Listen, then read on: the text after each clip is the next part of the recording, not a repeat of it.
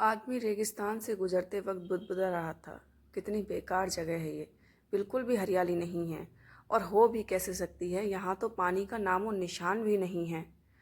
तपती रेत में वो जैसे जैसे आगे बढ़ रहा था, उसका गुस्सा भी बढ़ता जा रहा था।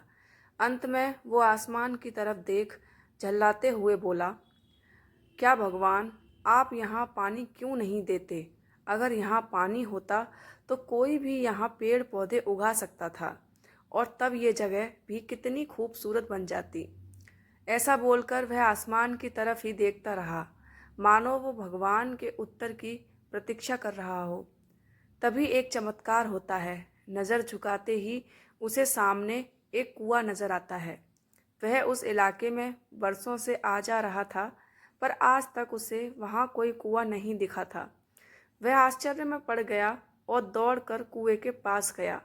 कुआं लबालब पानी से भरा था। उसने एक बार फिर आसमान की तरफ देखा और पानी के लिए धन्यवाद करने की बजाय बोला, पानी तो ठीक है, लेकिन इसे निकालने के लिए कोई उपाय भी तो होना चाहिए। उसका ऐसा कहना था कि उस कुएं के बगल में पड़ी रस्सी और बाल्टी दिख गई। एक बार फिर उसे अपनी आंखों पर यकीन नहीं हुआ। वह कुछ घबराहट के साथ आसमान की ओर देखकर बोला, लेकिन मैं ये पानी ढोऊंगा कैसे? तभी उसे महसूस होता है कि कोई उसे पीछे से छू रहा है। पलट कर देखा तो एक ऊंट उसके पीछे खड़ा था। अब वह आदमी अब एकदम घबरा जाता है।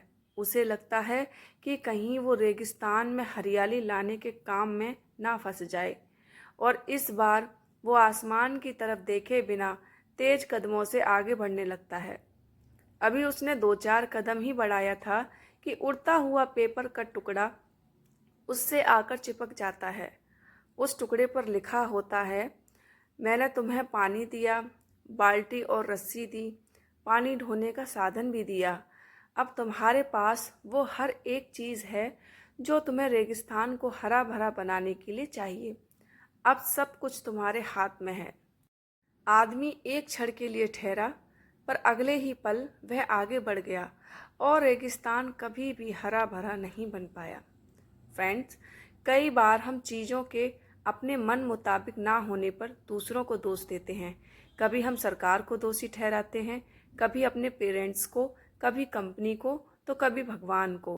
पर इस ब्लेम गेम के चक्कर में हम इस इम्पोर्टेंट फैक्ट को इग्नोर कर देते हैं कि एक इंसान होने के नाते हम में वो शक्ति है कि हम अपने सभी सपनों को खुद साकार कर सकते हैं।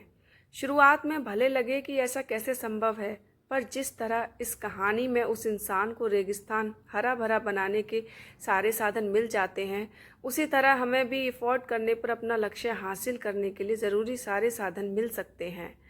पर समस्या ये है कि ज़्यादातर लोग इन साधनों के होने पर भी उस आदमी की तरह बस शिकायत करना जानते हैं, अपनी मेहनत से अपनी दुनिया बदलना नहीं।